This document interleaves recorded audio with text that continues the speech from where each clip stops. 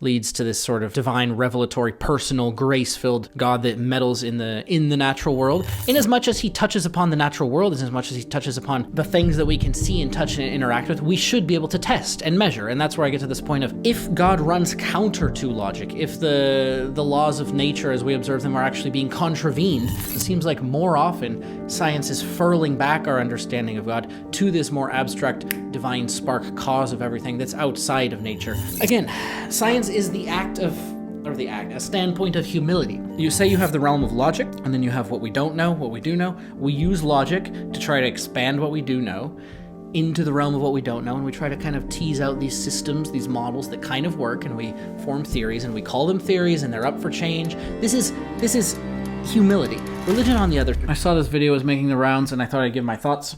Atheists have a lot of arguments, but they never really think of anything new that the church hasn't had answers to for the past 2,000 years. So let's answer that. Very briefly, my story is sort of born and raised Christian, believed very strongly, went to kind of a evangelical, charismatic, Pentecostal. It considered itself non-denominational, but a lot of God is a very loving, grace-filled figure, very personal father, moves of the Holy Spirit, dreams and visions. A lot of very personal, we're supposed to walk in power in this life. I don't know if I would say I believe it was genuine anymore, and I think I have some very grave concerns about it. It's very sensation-focused, very experiential. So I believed very strongly. I started to travel. I lived, Middle East, Eastern Europe, China, Asia, South America. I started to encounter a lot of conflicting worldviews.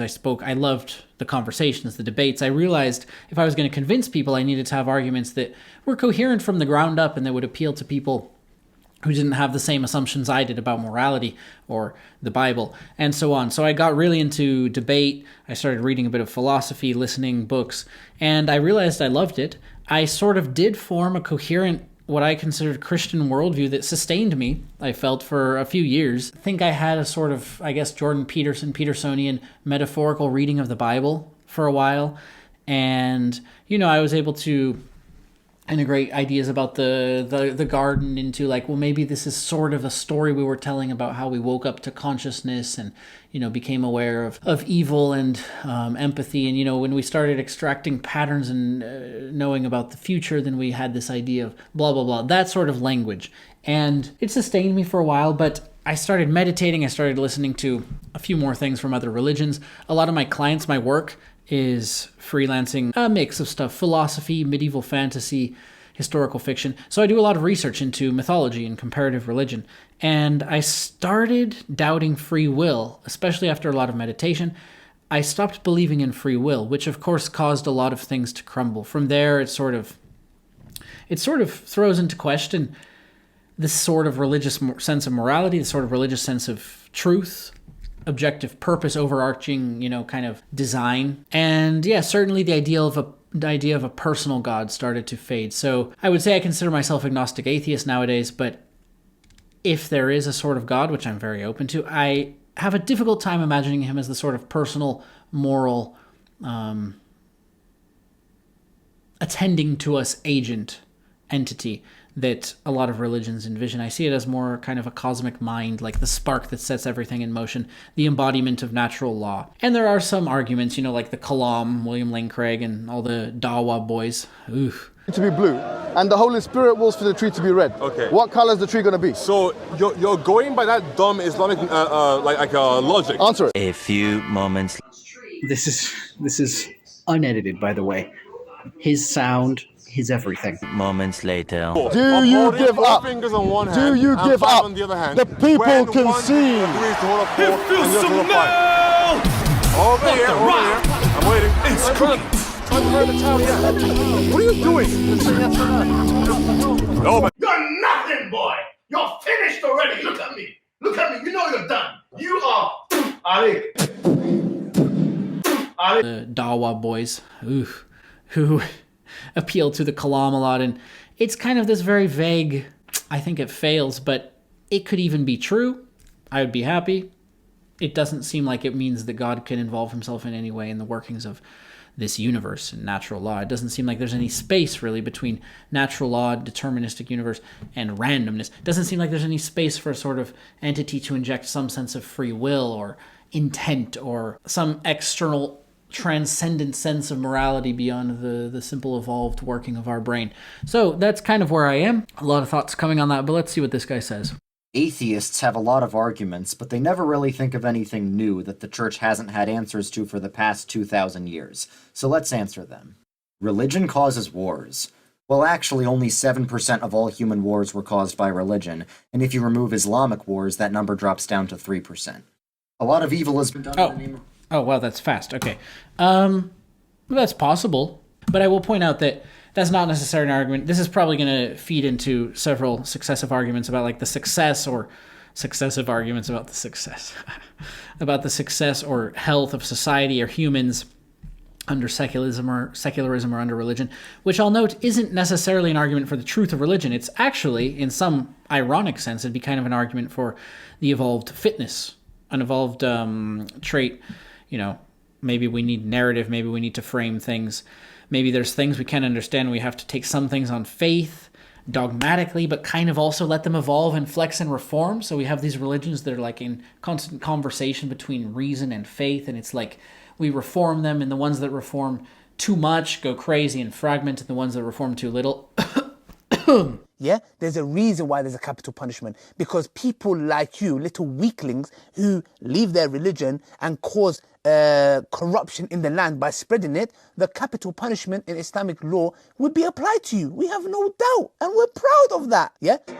And your daughters, and the believing women, that when they go abroad, they should put on the cloak, they should put on the jilbab, so that they shall be recognized and it will prevent them from being molested. Quran says hijab has been prescribed for the women so that they shall be recognized and it will prevent them from being molested. If you are inviting, then you'll receive. The ones that reform too little devolve us. So it's an argument possibly that we evolved to need these things, but not necessarily that they're true. Of course, a lot of humans feel that like by aligning ourselves with truth, we will become healthier and we will become better, and that that's the path. That doesn't actually make that argument, though. That would make it kind of circular. Look at this, the atheist says. Religion seems to be false because of evidence, i.e. reason, i.e. it doesn't seem to align with truth. To which the theist says, but if we look at the evidence, religion produces less wars, i.e. it produces a healthier world. To which the atheist replies, I'm not concerned with optimizing for health, I'm concerned with optimizing for truth in this conversation. At that, the theist gives a confused chuckle. Well, don't you agree that if we align our worldview with truth, it should maximize our health? Isn't that sort of the point of our entire endeavor? Well, yes, I do agree, the atheist says. But your premise isn't one of truth leading to a conclusion of health. Your premise is one of health leading it to a conclusion of truth. You're assuming truth leads us to health, then pointing to a specific metric of health and insisting that whatever caused the health must therefore be true. This could be the case if we take that definition of truth, but we're changing truth here to just mean whatever we judge to be healthiest. If the evidence suggests religion is wrong over here, but religion produces health overall over here, we're no longer functioning under the idea that truth leads to health. But surely, the theist challenges, you believe truth does lead to health. Surely you believe that in pursuing truth, alongside other things, maybe love, we will bring the best world into being.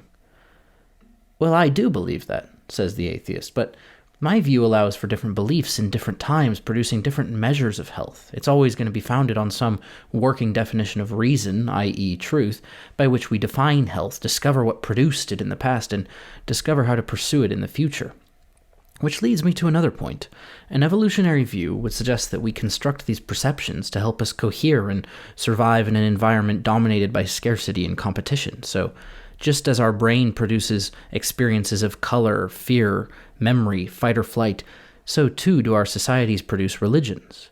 Now, that doesn't mean they are optimal or correlate accurately with reality. They have correlated reliably in the past in terms of collapsing the vastness of information and stimuli into something we can contend with and act upon. But we try to override our evolved constructs all the time. We override anxiety, anger, bigotry.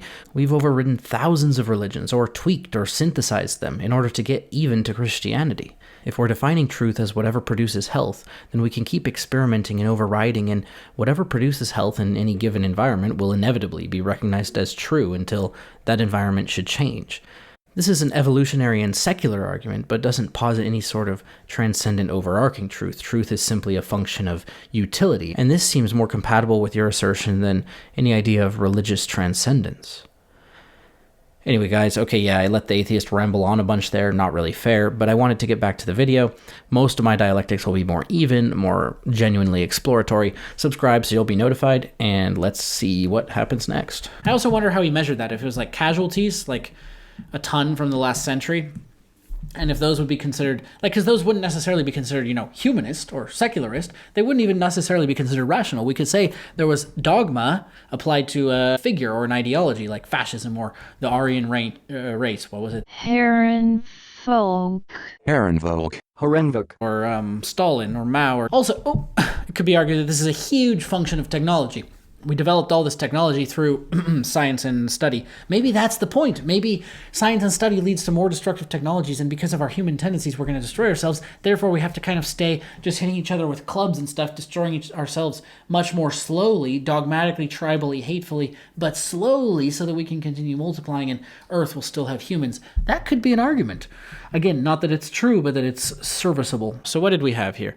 We had the wars, which I'm not sure how well he researched it, but important to point out, if I can just kind of summarize my points thus far. Not an argument for the truth of religion, possibly an argument that it's healthier if we don't want to fight wars. You could also make the argument, like many Christians do, like many theists do, that history was just limited. We were embattled and embittered. We were in this state of great scarcity. So slavery was needed. So XYZ, war captives, blah, blah, blah. The enemy tribe was sacrificing their children. The Ashtaroth poles or whatever, Asherah. Yeah, God wanted that abomination to be wiped from the face of the earth. So he killed them completely. But then sometimes you have the enemies that you kill the men. So you're safe. Your women and children are safe. Your society's safe. But you have all these orphans or wives, and it's like, okay, they can't fend for themselves, so we're going to take them into our homes, and we're going to force them to marry us and force them to integrate. This stuff is like super common in history. We say it's terrible nowadays, but there are a lot of arguments for, say, God set everything in motion. Now we're nested in this universe of natural law, and within this scarce, bloody, tribal context of history, maybe it was the best way, and maybe wars were needed. So I wouldn't necessarily even say that war itself is an argument for the immorality of a certain worldview. But yeah, 7% were directly caused by religion. You could say an entire worldview, an entire society and culture has certain values that come into conflict with another's, and religion could be a great contributing factor without being designated as the primary cause, I suppose. And it would still be, perhaps the dogma of religion lends itself to more bigotry or more courage. Maybe it lends itself to more courage, and maybe in that case war is kind of good, or the role religion plays in war is good. So it's just not really, it's not an argument. Maybe that's just, it can't be. It's a 20 points in a 10-minute video, so maybe it's just like a bunch of memes. A lot of evil has been done in the name of religion. This is true, but the most murderous people in human history have been atheists. This doesn't mean religion is true, it just means you can't use that as an argument against it. Hey guys, so I recorded this video basically over 2 days. I recorded several hours in the evening of the first day and then in the morning of the second day. In the evening of the first day, I was kind of rambly, kind of tired, in a certain frame of mind. I ran out of energy. I gave, I would say, 2 or 3 kind of long answers to a few of the early arguments he makes, and then I kind of ran out of steam, stopped, and the bulk of the footage in this video is going to be from the next day. Now, there was one answer in particular, the first evening that I gave, which I wanted to make a separate video about, because it kind of rambles. I'm not sure how much I want to include. Maybe I'll cut it up some. So that's linked below. That sort of delves into utilitarianism, a thought experiment with utilitarianism, and the idea that the complaint about religion is specifically to do with dogma. I know I repeat that a lot, but we humans seem to function under the view that if we align ourselves with truth, if we understand more about the world, we'll be able to pursue what we want. We'll be able to know which inputs, bring the outputs that we want. And dogma, where it contravenes reason, it confuses. So you have a certain input that's not going to bring the output you want because you don't understand how the universe works. So that's probably the primary complaint. Also, the embracing dogma in the sense of this subjective valuing of certain tribes, certain beliefs, certain humans over others, which is another debate, and a kind of a more, I would say, Bronze Age version of religion. But still, even the modern religion has this sense that in order to posit an objective morality, an objective sense of meaning, an objective value to anything, you need to have some sort of faith claim or leap. And I would say, okay, perhaps we need some sort of religious language, some sort of value, meaning-centric language in our world. But the problem comes when, again, you embrace that dogma, and that's kind of the linchpin of religion. Whereas there are philosophies, secular philosophies, that embrace meaning, morality, even an objective sense of meaning and morality, without the dogma. So that's kind of the focus of that long rambling response I gave the first evening. That's linked below. Now we'll kind of skip over that and go on with the video. If we value humans, human suffering, human consciousness, pain and pleasure equally, then we must apply an equal standard of judgment. That means you remove your own subjective, particular perspective from the equation, and you say, okay, what sort of morality should I apply to this? And then we figure out rationally how the laws and everything works, and then you walk that out. That's probably the closest thing to a secular, completely secular view, not based on faith, which most of the atheists this guy's trying to challenge would advocate. And I would say the only faith claim you need there is the value of human conscious experience, which is kind of self-evident. If you were born somewhere else, you wouldn't be a Christian. Okay, and if you were born somewhere else, you wouldn't be an atheist. Everyone's beliefs are shaped by their context. I mean, I'm kind of deterministic, so I do accept that. If you were born somewhere else, you wouldn't be a Christian. Okay, and if you were born somewhere else, you wouldn't be an atheist. Everyone's beliefs are shaped by their context. Yeah, again, what you'd expect to see in an atheistic or evolutionary, undesigned play out of human history would be different regions, different environments producing different beliefs. What you'd expect to see if God were this just, true, benevolent is that he would reveal himself kind of fairly, equally to all sides. How do you know which religion is true? Well, everyone, religious or not, has faith in a certain worldview. It's just that some worldviews are called religions and some are secular. But everyone has to ask the question of which worldview best explains the world. Yes. Good. And I would say, again, the primary problem is dogma. I would say the scientific process that seems to work pretty well so far. Do we need to work atop that? Possibly. I'm very curious to hear how religion is defined also, by the way. I know people have done a lot of work on this, but maybe it has something to do with some ritual, sense of community, dogma, defined, whatever, isolated from other dogmas, maybe some kind of tradition passed from blah, blah, blah to blah, blah, blah. Maybe it has something to do with, it probably is some collection of those things. It probably doesn't need to have, for example, iconography. May not need to have a belief in the supernatural or spiritual. There's no scientific proof that God exists. Well, by definition, science can only prove things inside the natural world, and by definition, God is something outside the natural world. So science can neither prove nor disprove God. There's no evidence. Yeah. Okay, that's good. That's the realm of philosophy. But I will say there's this kind of convergence between philosophy and science that is reason.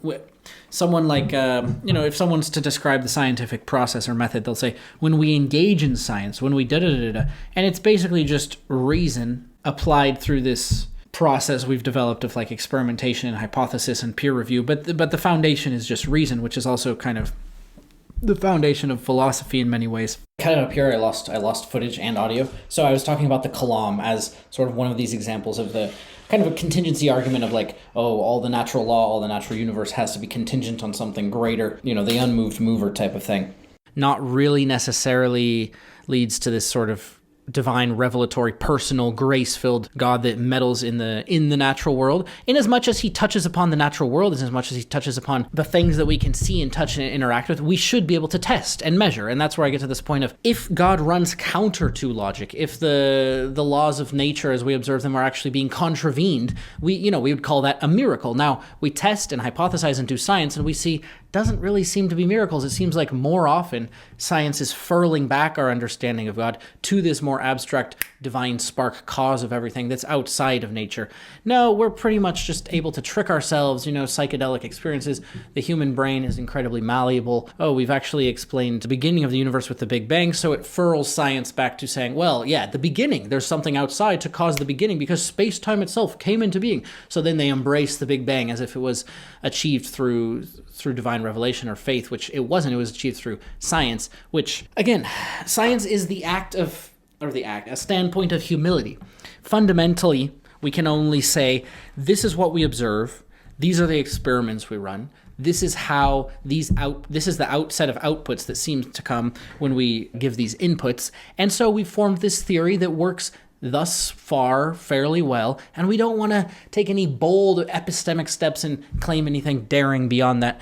And so you say you have the realm of logic, and then you have what we don't know, what we do know. We use logic to try to expand what we do know into the realm of what we don't know, and we try to kind of tease out these systems, these models that kind of work, and we form theories, and we call them theories, and they're up for change. This is humility. Religion, on the other hand, has this realm of logic, admittedly, but then it also has this realm of dogma. The point isn't that we're saying science or reason can explain everything. We're saying at least where dogma contravenes science, it just seems a less satisfactory explanation.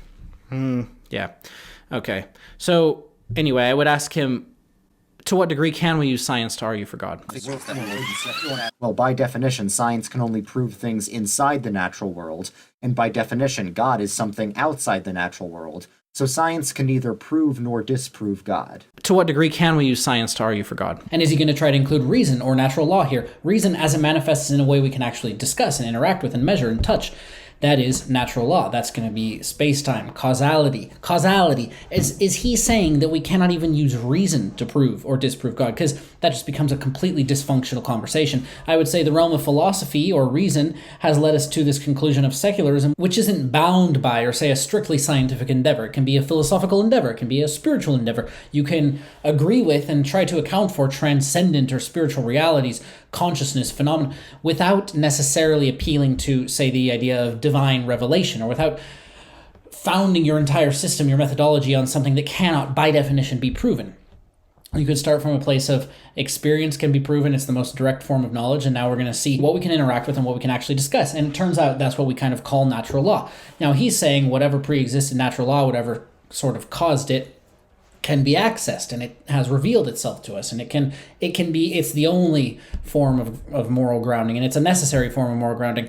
This is where it starts to seem to contravene reason. This is where, okay, well, if we can't use natural law to prove it, we have to use kind of abstract philosophical reason. That's fine, but even that seems to be contravened. So what are we left to discuss? How do we even prove or disprove anything? How is it falsifiable? Yeah, well, it's the realm of philosophy, and I would just say religion kind of fails at each stage. When you start with the abstract, when you move into the scientific world, experimentation, hypothesis, translation, and how these books were written and where they come from, at each stage it kind of seems to be confirmed. It kind of seems to contravene reason. Now, if you're just saying there needs to be a fundamental cause and we're calling that thing God, that's just not ever going to be falsifiable.